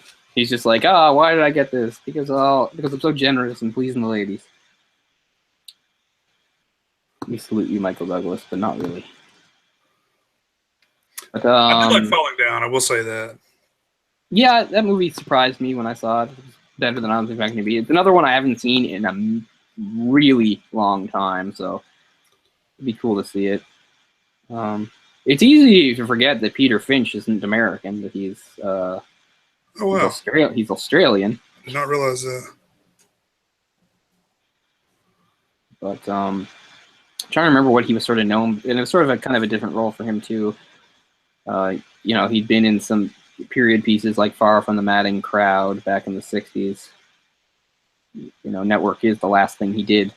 Although I see now that was the same year that a really great made-for-TV film called Raid on Untitled came out, which actually has what's his name? Wait a minute. What's wrong? Oh yeah, James Woods. Somebody else though too. Anyway, it doesn't matter. Anyway, Raid on Untitled is a really good made-for-TV movie, and it's based about Operation Untitled, where I think Israelis send their special forces into the Untitled airport, which is in Uganda, to rescue hostages that have been taken by some Ugandan, I don't know, militant group or something like that. It's memorable because it was actually very successful. Is basically what it was, but it's a pretty good made-for-TV movie. But yeah, Charles Bronson. This is what I was looking for. Yeah, Charles Bronson's in it. He's like the leader of the Commandos in it, and nobody ever seems to talk about that. But it's really cool. Yeah. But yeah, so Peter Finch. I think that was technically the last thing he did was Raid on Untitled, which was around the same time as the Network. But I hadn't seen him in very much of his older stuff because a lot of it was British movies. Man, I swear, Yaphet Kotto is in so many good movies. Yeah, him too, yeah. Like, he's always the guy that's like, oh, shit, I forgot he was in there. Yeah. Yeah. But yeah, I'm looking now. The majority of Peter Fincher's movies were like English movies, and a lot of people wouldn't be familiar with. Yeah, I didn't realize he wasn't American. Well, I guess he was born in England, but basically he's Australian. He was raised in Australia. Peter Finch. He's mad as hell. But yeah, I mean, he's great at the role. I mean, everybody is really well cast. Like I said, although I think Robert Duvall was just basically cast so he can yell, but that's how I feel about like most of his roles. So yeah, why not? But yeah, so it was a movie that was very well received in its time, and even more so as the decades went on because of how prophetic it was as far as sort of the world we live in now, how still this movie says so many things that are true today, if not even more so because of how media has blown up into what it's become, and television and all that stuff. Yeah, I mean, movies are dying and television's the new hotness right now. That's where all the good stuff is television. Yeah, I guess so. I mean, I'm not a TV person. I'm more of a TV person than I've ever been, though. So that's true, right? I'm more of a TV person now than I ever have been. So I think that does show that they're doing some stuff right. That somebody like me that's more jaded towards the medium, it's like, yeah, there is some good TV, even I can say. I think the studios have realized that that's where the money is because it's not in the cinema anymore. No, cinema's become very hit and miss, hasn't it? Man, this summer is a perfect example. But I mean, look at the stuff they're putting out, though. I mean, not to go on a long tangent on this, but like Baywatch, really? And that was a TV show. That's the other thing now. It's like every TV show can be a movie, or every movie can be a TV show. I mean, the appeal of Baywatch was like women in bikinis. It's Not like yeah, wasn't that pretty much like the whole Yeah. like the show didn't have like amazing plots or anything. It was just No. thing of the week. It's like, oh, I hate to say it because I was the target age, and it's not because I was so much more mature or enlightened, but I didn't watch Baywatch. I was surrounded by a peer group that watched Baywatch and knew it religiously, but I did not watch it. But I mean, I watched it. I wasn't like a huge fan or anything, but it just wasn't a very good show. Right. It was what it was. It had popularity because it had, some very attractive people. Did you ever see Baywatch Nights? I heard of it. It was like the paranormal side of it. Like they would go out at night and investigate like ghosts and demons and things like that. That's really stupid. That might be stupider than the movie. It was better than the regular show, though.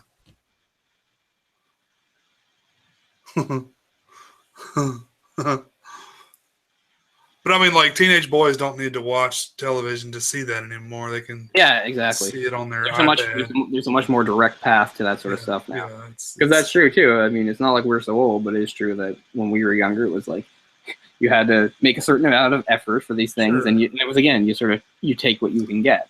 I would stay up late at night to watch, something on Bravo or Showcase like Red Shoe Diaries or something like that because it's kind of tame by today's standards, but that's what was there, and that's what I could do. Exactly. Yeah, but I mean, like a show like Red Shoe Diaries is not going to be, no one's going to know that now. No, I'm sure that crap still comes on, but no one watches it. No, it's pretty pointless. I mean, there's just got to be some small fandom that like thinks like there's there's some sort of small pocket of fandom that's like, that like it was such an art form, the softcore TV show. No, it wasn't. There's a percentage of people that do say that. There's a group out there. I'm sure there has to be. That, I mean, there's people that collect like classic pornography, like it's high art or something. Well, I mean that's fair because pretty much all sorts of things that were kitsch or just dumb at the time, give it enough time, and if people will just say like, oh, now it's sort of transformed into it, Yeah. I mean, no disrespect, it's just whatever the value you want to give it, it's fine. But it is what it is. It had a purpose. Yeah, it's a bit like was not a purpose. It had. It's a bit like in Ghost World. I remember the main character, like she wants to do her art project based on like old advertising signs that by today's standards would be considered horribly racist. Oh yeah, I and she's trying to convince her teacher. She's just like, well, what exactly is the artistic merit of this? It's just like it was sort of at the time it wasn't artistic. At the time it was advertising, and now in hindsight it's just seen as offensive. Where's the artistic merit? And she's trying to defend how like because it's different or a certain amount of time has passed and it's old, that automatically gives it some sort of artistic value and stuff. So yeah, I think defining art is hard in and of itself. Sure. I mean, pretty much you could argue anything is art. I know, because like the most general like description of art is something like anything that like promotes some sort of emotional response. That's in the eye which could even be like disgust or or indifference. Yeah. I mean, a pile of dog shit could be art, to someone. Yeah. You might say, I don't get art, but sure you do, because there's probably something you get.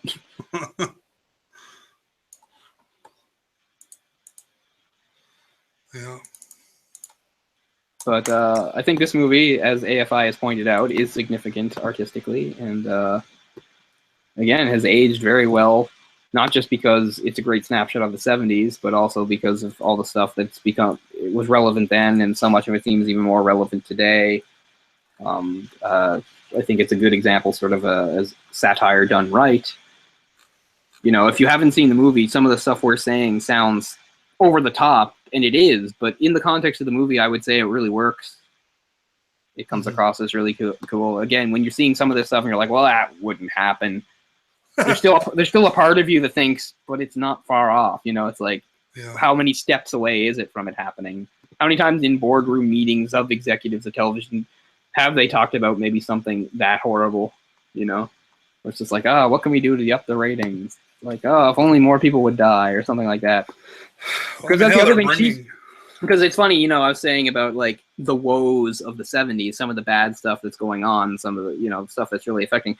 There's a scene early on in the movie where Diane is mentioning all this, and it's sort of gleeful because she's excited that that it helps feed her industry. Like, it's all great stuff. It's so good that we've got terrorists running around blowing things up. It's so good that we've got people fighting in the streets. It's so, it's all great to her. It's like she's outside of it. She's not affected by it. She's only affected by it as far as how she can, again, advance her career or profit off it. When something horrible happens, you're like, yes, I get to report on it. Not like, oh, shit, that sucks that happened. Yeah. And, I mean, you can get a certain amount of, what's the word? I can't even think anymore. Detachment when it comes to that. Yeah. I went to journalism school. And, there was a lot of that going on where we would just sort of talk about things dispassionately. And the biggest...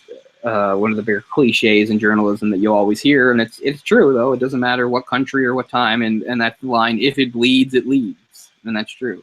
If it's horrible or involves death or destruction or just something really negative, that's the most important thing. That's what you go with, and that's what people are going to be most interested in.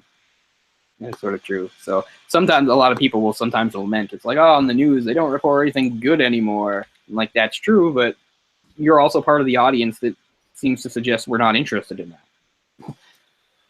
They report on something good, and most of us go, puff piece. Who gives a shit, kind of thing. I saw a film recently called Broadcast News, which is a much more rom-com type movie, but it kind of touches on some of the same things like that. If it bleeds, it leads type stuff. Sure. Kind of reminds me of the one in '87 with Jack Nicholson. I've never seen it, but yeah, I've heard of that. The James L. Brooks movie. Mm-hmm. Yeah. But yeah, that's more of a comedic look at it, sure. Another movie that it kind of reminds me of that is, remember they did Wag the Dog? Yeah. That's kind of another good sort of send up of journalism and the relationship with the public and stuff like that. It's kind of a funny movie. If people don't know, it's I think that's Dustin Hoffman, isn't it? Yeah, I was trying to see who the director was. Yeah, Dustin Hoffman. But yeah, where they make up a fake war to cover, like convincing the U.S. that there's this war going on that is not going on. It's kind of a funny idea.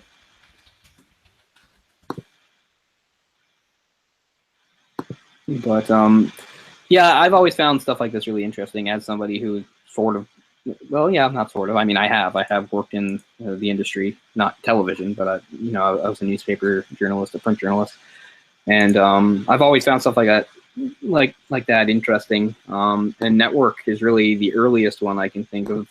And it's one of my favorites. But there's a U.S. series called The Newsroom that I've heard is pretty good, but there's an older one also called The Newsroom that's a Canadian series. Oh, really? And it ran in the late '90s and then again in the 2000s. I think that the seasons are actually split up. Created by a guy named Ken Finkelman. He stars in it too, and it's a really again sharp, sort of biting satire that I really enjoy. Although I haven't seen it in quite a few years. But I don't think the American one is related. I think it just has the same name. And I remember the first time I saw it wasn't back then. It was in 2002. They made a television movie for it called Escape from the Newsroom. I watched that first, and then sort of found it. And I just thought Escape from the Newsroom was just sort of hilarious in the way it worked. But yeah, it's another sort of comedy drama type show that is a really good sort of send up of the industry of media and television news and stuff like that, and I really enjoy it. But I would say I would recommend that people maybe seek that out, because I don't think it's something that's too known outside of Canada. But it's yeah, I've never seen the American Newsroom, but I have seen Jeff Daniels did a long monologue about something or other that I've seen a few times about no, I forget what it is, but he's commenting on society and how stupid people are and stuff like that. Yeah. Well, there was a show that I've heard of that I've never seen that had Jeffrey Tambor called The Larry Sanders Show. Oh, yeah. Well, I guess the newsroom takes some cues from that. Oh. It's kind of the same sort of spirit. But there's a lot of really sort of Canadian references and things in there, too. Never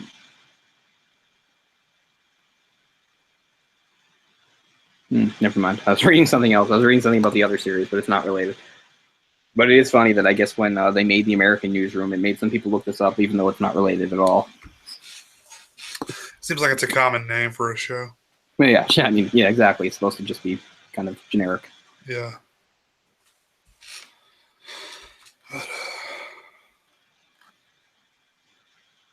But yeah, but anyway, what I meant was I've just sort of always been a fan of those sorts of satires anyway, stuff that covers the news industry. I always find it really interesting. And I kind of feel like Network is maybe the best of the early ones, for sure. Yeah, I feel like a lot of people kind of took this idea and ran with it, doing, other types of satire. Yeah. Because again, 70s was television really becoming the dominant global force that it is today. Yeah. It had sort of a slow build up to that, but by the 70s, absolutely, everybody had TV, everybody watched the news, everybody watched these shows and stuff. And in this movie, they'll name check other shows. They'll talk about All in the Family and the Partridge Family and stuff like that. They'll mention all those because they know that those things are like a huge aspect of sort of American life now. Is those shows, those characters, those actors. Another thing I liked a lot about this movie was, especially at the end, they showed a lot of advertising. Yeah. Like while they were showing the death of Howard. Which again just seems pretty spot on for today, right? Exactly.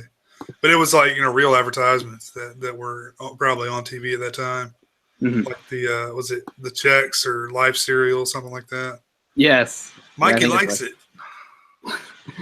Something like that. That was kind of before my time, but I've seen the commercial reference a few times. But I mean, it's just showing that all this is sort of leading to a more kind of jaded and a detached sort of psyche amongst the public, is because of the stuff that we're sort of fed every day on our screens and stuff, and how we process it, and how we relate it to our normal lives and other stuff like that too. And again, now in hindsight, we look at television and it's like, what's not on TV? What hasn't been done at this point? Like, it's like everything's been a show at this point. Everything's been covered. Things that like decades ago people would have laughed at, be like, nobody would ever watch that. It's like a huge show now. Can you imagine like going back to like the 70s, some boardroom and pitching some of today's shows? They would just laugh their asses off at you. They'd be like, are you out of your mind? For some reason, I keep thinking about this show. This never happened, but it was set up. They advertised it. This guy was going to be eaten by a snake. Do you remember that? He had a suit. And he was going to be swallowed whole by an anaconda, I think. And he was going to live in there, and he was going to be processed, I guess. But that was the whole premise of the show. So he was going to have a camera in there, and a microphone, and a cell phone. Wow. Because why not? I remember there was a movie called American Virgin. It was supposed to be about, like, what was it? Like, she was the daughter of some guy who was like a big porn producer, and when she was going to turn 18, she was going to like broadcast her losing her virginity or something like that. And that's a movie. But then like a year or so ago, there was some like woman, some Eastern European country, who auctioned off her virginity. But that's not part of TV though. It wasn't going to be broadcast. But yeah. How much is that worth? I think somebody paid like $2.5 million or something. Whoa! You don't get to know who. They kept. If you had $2.5 million, you could take a lot of virginities. That's what I'm thinking. Yeah, the show was called Eaten Alive on the Discovery Channel. Oh, wow. And this guy had a snake-proof suit, planned to live through getting swallowed by a 20-foot-long anaconda.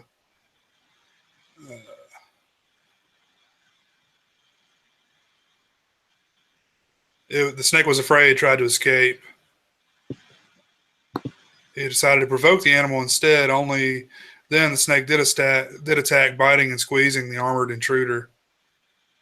Oh, yeah, and then he got scared and called for the crew to help him when he was being constricted. Oh, he didn't anticipate that this thing might constrict him. Ugh. Like, jeez. Don't you understand the nature of the animal you're trying to do this to? It constricts its prey. It doesn't just swallow it. But, wow, that's funny. Yeah, there's a thing down here about, like, one of the things, I'm just reading something, crap. And of course I lost it. Oh, yeah, early on, where a New York Times, here's a New York Times, like, review of Network at the time. Blah, blah, blah, says all this stuff. And it says, a film whose wickedly distorted views of the way television looks, sounds, and indeed is, are the satirist cardiogram of the hidden heart, not just the television, but also the society that supports it is in turn supported. I'm thinking, like, nowadays, they wouldn't even say wickedly distorted. You know? They'd just be like, yup. Like, there's not much distortion. There's not a lot of distortion going on here. Maybe a slight tweaking, but it's hard to say, like, it's a distortion, really.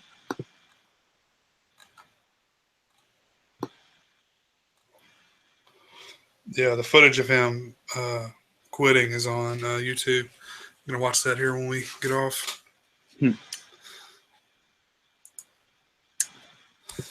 My whole thing was, how is he going to be? I mean, is he planning on being digested? I mean, I don't understand. None of this seems planned out. What's the... And it would absolutely have to kill the snake, right? If he's going to live through this, he would have to, like, come out of the snake, which I would assume kill it. Well, generally, I don't think it would work anyway, because, you know, whenever they feel threatened, they're not going to eat because they're really vulnerable when they're eating. So, yeah. But, I mean, there's something for you to watch. It's there. But I don't know. I think of, like, the stuff that people watch nowadays. I'm just thinking, like, so I would just say, instead of watching the latest episode of America's Got Talent, maybe you should watch this movie. Oh, man. That's a nice little recommendation for me. You don't have to, but I'm just saying it might be worth it. Your time. So many people are sharing those damn American Got Talent videos on my social media. I had to block the whole thing. Most of them, like, it's not even worth watching, like, whatever's happening on stage. It's just the idiotic reactions in the audience where people are, like losing their minds. They're, like just losing their shit in the audience. Because... I don't know. I guess that's how they decide who's going to be in the audience. They plus test them. It's just like, are you, like, amazed by, like, everything? Are you? They give them IQ tests when they walk in. Yeah, not too high. Nope. Do you like bright colors and shiny things? Yeah. Have you ever been outside of your own town? Do you like free things? Here's some free Kit Kat bars. Clap. Clap. That's the thing. Just have, like, this. I remember, like, yeah, you see, like, some of these audiences, like, freaking out, and all I can think of, like, you could just replace them all with a bunch of seals going. I think that'd be great. I'd love to see, like, an America's Got Talent thing, and that's the audience. A bunch of seals on stools. Yeah, that type of show is not something I enjoy. Isn't it weird how, like, in the 70s, well, basically in early days of television, but still in the 70s, like, the variety show was this big deal, and then it kind of died, and now it's, like, gotten, like, this new sort of rebirth in, like, the 2000s, and it's even more grotesque and awful than ever before. Wayne Brady's doing, like, let's make a deal. Like, yeah. I mean, what the hell? Yeah, I mean, that's the whole reason, like, somebody like Steve Harvey has a career, is because they just keep, like, reviving, like, old crappy shitty shows they can make him be the host of. Yeah, that's true. Because he can stay there and say really dumb things. I remember years before I even knew what an asshole he was or anything like that, and I had no idea who he was. The first time I'd ever seen him, he was on a show called, like, Steve Harvey's Big Time, which is basically the same thing as the show he's doing now, which is just, you know, people come on and do stuff, right? It's called Steve Harvey's Big Time, and there's this guy, this was years ago when I was living with a roommate, and And this is the first time I've ever seen Steve Harvey, this massive guy in this suit with buttons and stuff. And this guy came on stage, and he was wearing like a weird skin tight suit and goggles, and he was gonna like get himself. He was gonna put himself like in a washing machine and go through like a wash or something like that, right? So like he explains it, and the audience is like, "Oh, what a silly thing." And Steve Harvey, this is what Steve Harvey said. Steve Harvey said, "You're gonna wash your whole self." Now, if you break that down, it doesn't really, it's not in any way really applicable or funny to what he's doing. People do wash them whole selves. That does sound funny. It's called taking a bath or a shower. Like, that's not what's weird about it. Like that's how quick his comedic mind works. He couldn't come up with anything for like treating himself as laundry or being in a machine, but it was, you're gonna wash your whole self, as if that was the odd thing about what he was doing. And I was like, who are you? People wash their whole selves all the time. Thinking, how do you get washed, Steve Harvey? But anyway, that's what he said. You're gonna wash your whole self, and the audience just cracks up as if he's some sort of comedic genius. I could give a whole thing about him, but that was more than 10 years ago. I had no idea who he was. And what's funny is that was more than 10 years ago, but now of course I know everything about him and stuff. Like, and he's like in the exact same place doing the exact same things. I think he has a talk show now. But yeah, but that's the worst part. He has a talk show, and that's what I mean. Before that, I didn't really know what a fucking idiot he was, because he was just little sound bites like that. Oh, he's gonna come on stage and do this, and I react to it. But now he has like opinions and stuff, and man, is he dumb. He is so dumb. I haven't watched enough to even know. I don't even know if he's functionally literate, man. He sounds so stupid. But anyway. Your delivery was great on that. Yeah. Oh, yeah, I do my Steve Harvey. But I had no idea. I guess he had some sort of career before that. Like he did like comedy with, I don't know, maybe Cedric the Entertainer or something. Is he stand-up? Yeah. Was he one of the kings of comedy? I guess so. And see, I did not know of them at all at the time. I only found about them about years afterwards. I think Bernie Mac may have been one of those guys as well. Yeah, at least Bernie Mac, I know he died, but he transitioned. Like, he had a show. He was in some movies. He was okay. Like, you don't have to be, but I just mean, that's what I mean. But like, next to somebody like Steve Harvey, he seems like a genius, like a comedic a comedic giant. I'm just like, these guys are not the same level. But yeah, I like Steve Harvey in the Bad Santa. He's really good in that movie. I mean, not Steve Harvey. Bernie Mac. Yeah, talking about Bernie Mac. Yeah. There's good scenes of just Bernie Mac and the dwarf guy just exchanging vicious insults with each other. Yeah, it's funny stuff. But like one of the last movies Bernie Mac did was like Transformers. He was pretty funny in that. And he just had this little scene of the guy. He's the guy that sells Shia LaBeouf Bumblebee, and his scene is actually decently funny and stuff. And he's just like, "There's my grandmother," and she just like gives him the finger. He's like, "I'll bust your head with a rock," or something. Like, it seems so odd. But yeah, I've actually seen that one. I don't remember it though. The first Transformers? Yeah, I've seen. Well, I think I've seen the second one too. But yeah, not to go on the whole thing, but I was completely satisfied with the first Transformers. I was positive that it was going to like focus way too much on the humans and not give the Transformers enough. But I was like, actually, that was pretty good. And then I saw the second one. It was one of the worst things I've ever seen. And that's how that's when, of course, it got the reputation for being an awful series. I would again say the third one's not that bad. The first and third are okay in my book. Nothing else is defensible. And the second, and as bad as the fourth one was, I saw Extinction. I saw it in theaters, believe it or not. As bad as it was, it's just more of a mess. Like, nothing is as bad as the second one. The second one is so bad, it's insulting. Like, you just feel like they're just, trying to fuck with you. They're like, what will you idiots watch next? Yeah, exactly. Honestly, if you took the second one out, I don't think Transformers would be like this big go-to thing for people to use when they insult movies. Like, they would not, like nowadays, you'll immediately bring up Transformers as like a terrible franchise. People will watch anything, this bullshit and stuff. I swear, if you took the second one out, it wouldn't be that. Like, I'm not saying it would be great, but the second one is that bad. It just sucks everything else down the drain with it. Yeah, I've heard the third one's okay. I thought the third one was fine. It was. It got rid of Megan Fox, which is cool. I mean, Sam Witwicky's still there, but I'm not gonna waste my time. No, I'm not gonna say that, but no, I think the first and third are okay. And if only Bernie Mac could have lived to be in all of them. Is this 5 that's going to come out now? Yeah. Okay, not okay. And it has to do with the last one, so I guess so. We'll see. It's supposed to be the last Pirates too, Which, I mean, makes sense because unlike, I mean, there's been a big gap. They did a trilogy, then they waited like 5 years, did one that didn't do very well, and then they waited another like 6 years, and they're going to do this one. It's kind of always the same thing. It's like some like bad guy is supposed to be really badass, and then they kind of aren't. Like the last one had, Ian McShane as Blackbeard, which is a really smart casting. Oh yeah, and then they just don't do anything with it. It's just like, oh, okay, he's just a generic pirate asshole, and blah blah blah. And Jack Sparrow's better than him. Jack Sparrow's better than everybody. And now they're just weird with that series. It's just their idea of like pulling out because like the new one, who's the bad guy? Some bad guy from his past that they're pulling out, and it's some other esteemed actor. I think this time it's Christoph Waltz, isn't it? Or something? No, it's not Christoph Waltz. The other guy I get mixed up. The other foreign guy. As if they're the only foreign guys. I'm sorry. The guy that got most Klaus Kinski from No, I have no idea. Oh, the guy with the weird hair. The guy with the weird haircut from No Country for Old Men. Oh, yeah, Javier Bardem. That's who it is. Javier Bardem. Yeah, he's going to be in it. And again, I'm sure they're just going to waste him completely. Is that not already come and went?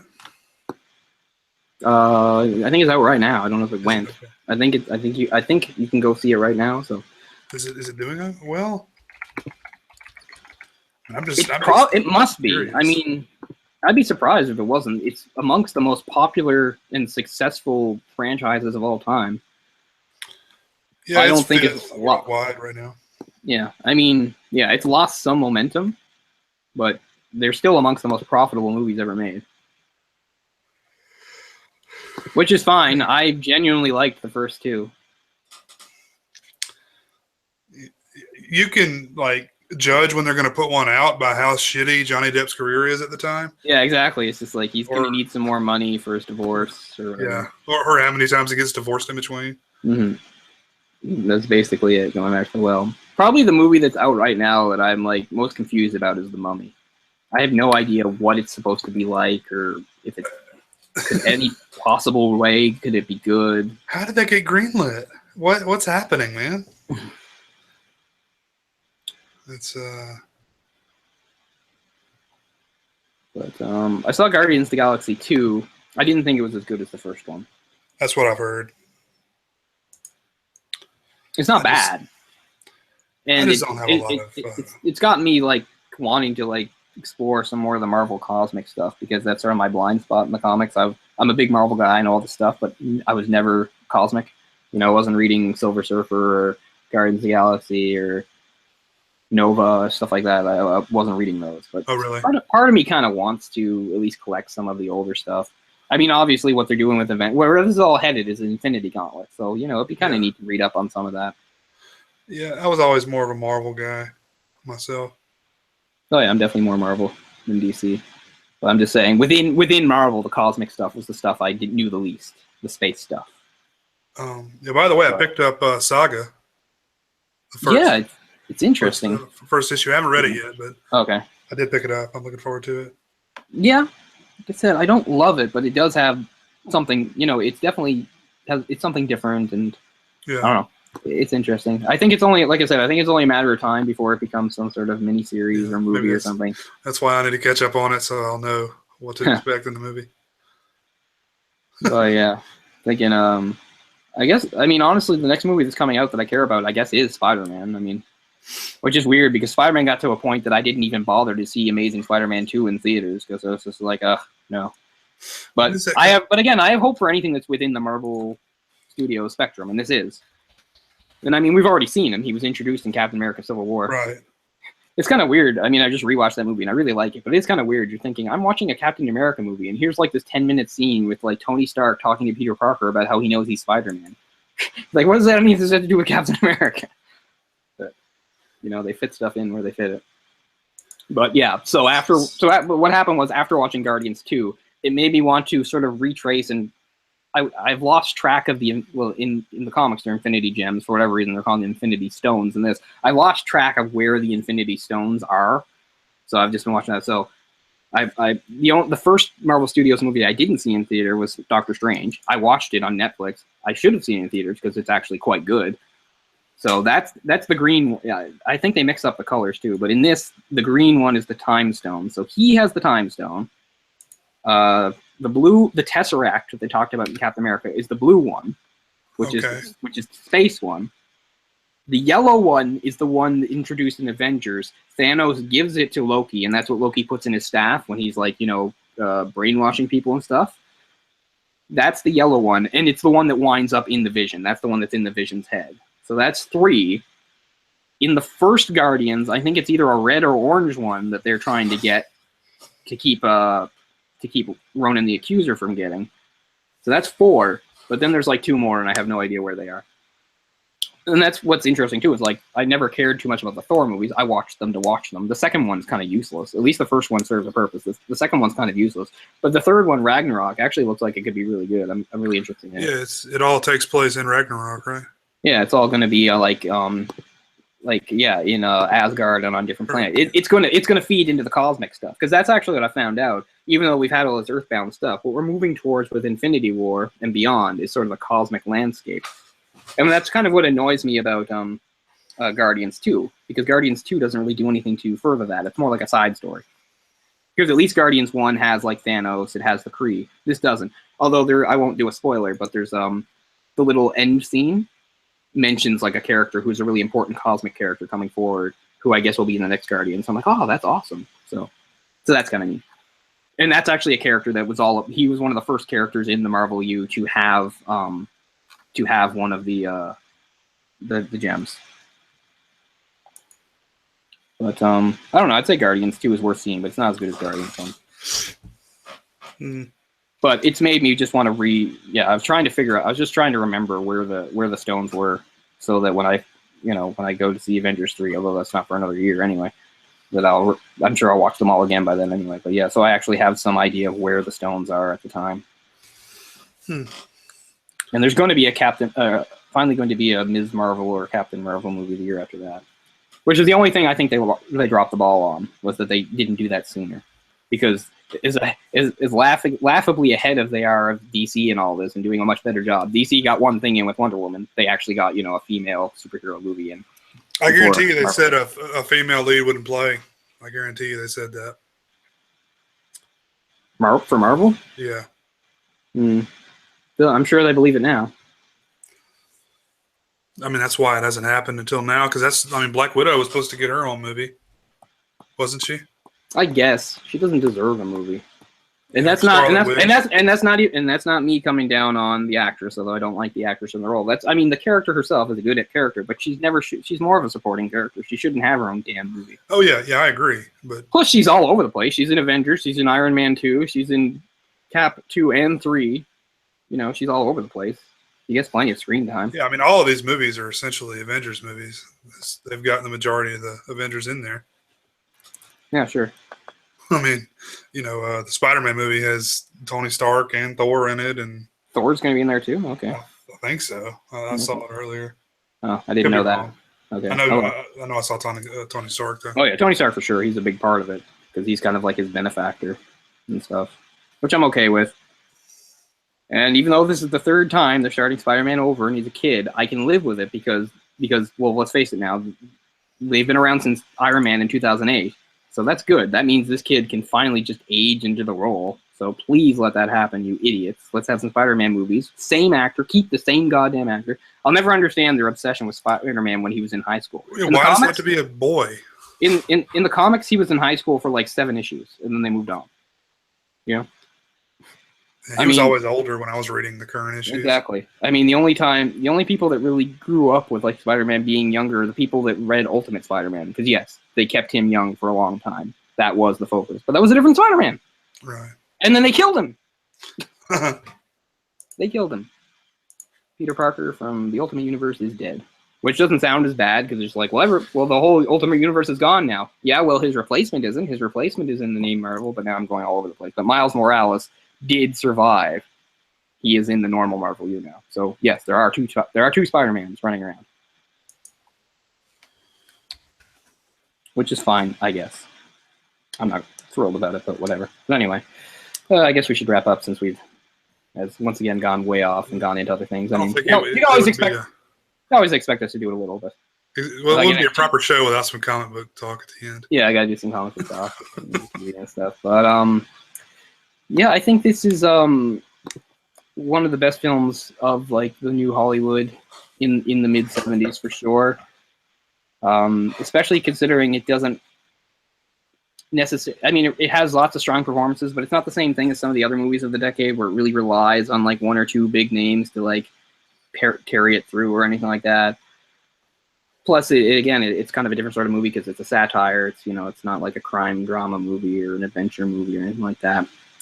So yeah, I thought it was, even though it's a fairly well-known movie, as we said, in some ways it seems to kind of get overlooked or not exactly forgotten, but yeah, maybe overshadowed by other movies of the time, other people. But I'm glad we got to do it. And I like being able to do a satire.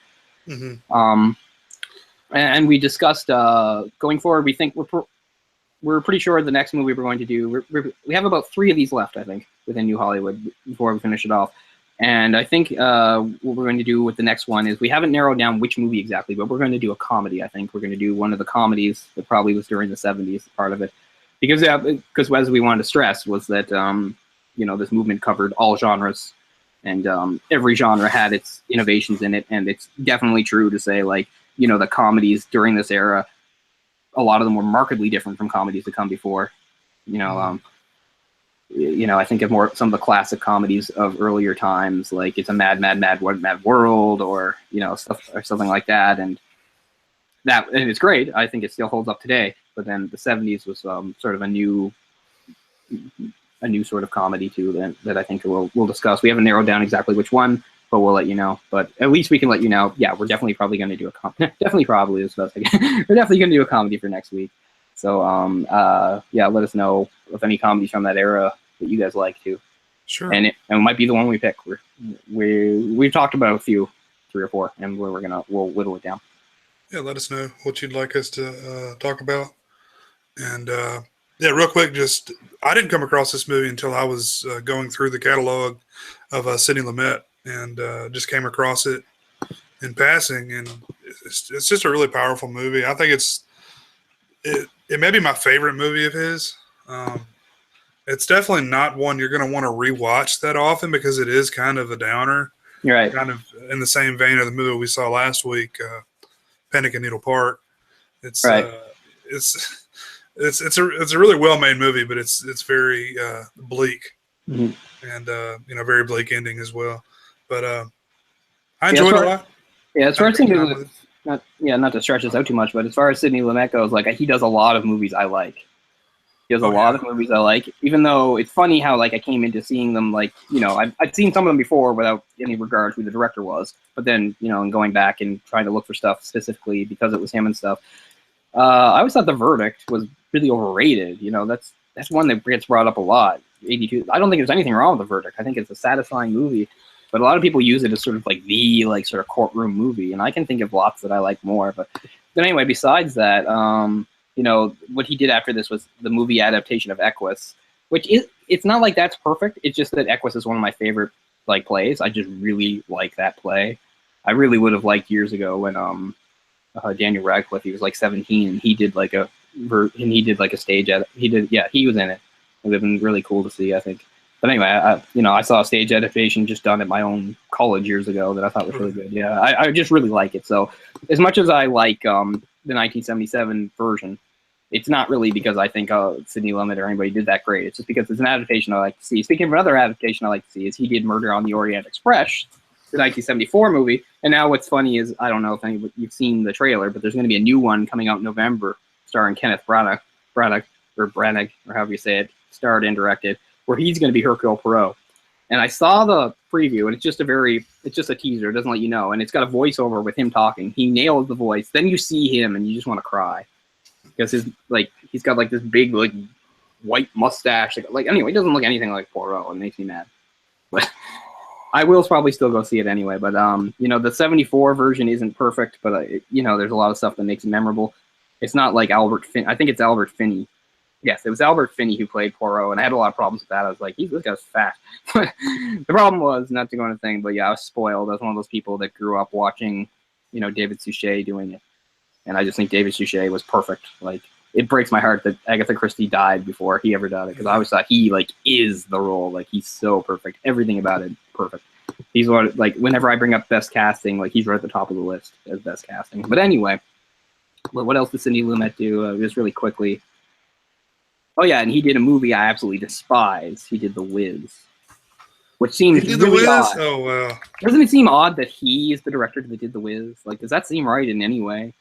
I don't know. No. And it's hard to say, like, you know, because of what The Wiz is and what it's about and stuff. Like, it's hard to criticize it without, like, just coming across as racist, right? It's like, oh, I've never seen it. Like don't even see it to see it. Like, it hurts me that much. Like, it doesn't. I don't just like not like it. Like, it makes me angry. And I think its music is shit. And like everybody's like, oh, he's on down. Like, I don't think any of it's any good. I don't care that it has Diana Ross. I don't care that it has Michael Jackson. Racist. Yeah, I'm like, and yeah, I mean, it's really hard, right? Like, right. it's so. I mean, the movie is basically a sort of like a black adaptation and stuff like that, and I hate it. But I don't know, you know. And that's what I mean. How it's a tricky thing, right? You criticize, and people always sort of view it from that angle. But I don't know. I just think it's awful, and I have no idea how a director like him wound up with it. Joel Schumacher wrote the screenplay, which is pretty funny. Man. Let me tell you something I heard the other day. On the set of Wizard of Oz, Judy Garland was repeatedly raped by one of the Munchkins. I don't believe that. This is according to her husband. I still don't believe it. I mean, I know that Judy. I know she went through a lot of shit in her career. She did. I'm not sure about that. I guess I can't say no. I wasn't there, so I'm not gonna say no. It doesn't sound credible to me, but yeah, she went through a lot of shit in her career. Hell, just to get that role, they were starving her. They thought she was too fat for the last movie, so they're like barely letting her eat anything and she didn't smoke, and they were making her smoke cigarettes and stuff. Smoke. Yeah. Like, smoke off those pounds, fatty. You know. Oh well. Yeah. But I mean, yeah, she's definitely a tragic figure. I mean, she's like one of the best examples of like a horrible showbiz life. That's true though, man. Gosh, that's awful. Yeah, I mean, I guess I can't discount it, but I hadn't heard that before, which is interesting because I know a lot about her and that specifically that movie. I really like the movie. There's another reason why I hate The Wiz as much as I hate it. I mean, I can almost believe that just because it was a different time back then. Yeah, I mean, it is true. Like, a lot of stuff gets covered up, and I mean that was maybe more of an acceptable thing. Like it would tarnish the movie if that got out. So, and not to be like a dick or anything, but I'm having trouble believing how any of them could like overpower her. Yeah. I'm quite familiar with the movie, and there's a big size disparity between her and any Munchkin. Even the biggest Munchkin is small compared to her. But again, I don't know the circumstances. Maybe if this is true, we need to get Mythbusters on. Yeah, exactly. This needs to be looked into more because the last thing I want to do is discount something if it's a really serious thing like rape, even if it was 80 years ago or whatever. It still matters. But it was like 80 years ago. That's crazy. Yeah, it is crazy. But where do we go from here? Yeah, should we wrap it up? I think absolutely we have to wrap up. So anyway, yeah. So obviously every time we do these movies, it's ideal if the audience had seen it before because we do spoilers and stuff. But if you haven't seen it, it's definitely one I would very strongly recommend. I think it's a really, really good movie. It's a really smart movie. It's a really good example of a strong screenplay. I mean, it makes perfect sense to me that it won the Oscar for the screenplay, and trust me, quite often that doesn't make sense to me, but this time it does. I think it's a really good screenplay. I think it has a lot of good, memorable dialogue. We mentioned some of it, although out of context. I know it sounds a little weird, but I think really good performance of the actors. Stuff that sounds like out there and over the top, I think within the context of the movie really works and is really cool. And yeah, as we said, some of this stuff sounds like it's too far. It's like, oh, too much, but trust me, it's a really enjoyable ride, and it's cool, and it's grounded in plenty of realism. And again, the idea that like some of the themes and some of the points this movie makes, like not only were they topical and relevant then, but nowadays some of it even more so, just because of the way that things have evolved over the decades and stuff. And yeah, it almost seems like this movie is predicting the future in some ways. It really does. It's definitely before its time. Yeah, I think so. So that's going to do it for this week, and we'll let you know as soon as we can which movie we narrow it down to. But next week we're going to do a new Hollywood comedy, and we'll be discussing that and how comedy had evolved at that point, etc., etc. So thanks a lot for watching, guys, and we will see you in a week's time from the Pocket Dimension. I'm Cole. That's Jay. Thanks a lot for being with us, and we'll see you next time. Bye bye. Take care.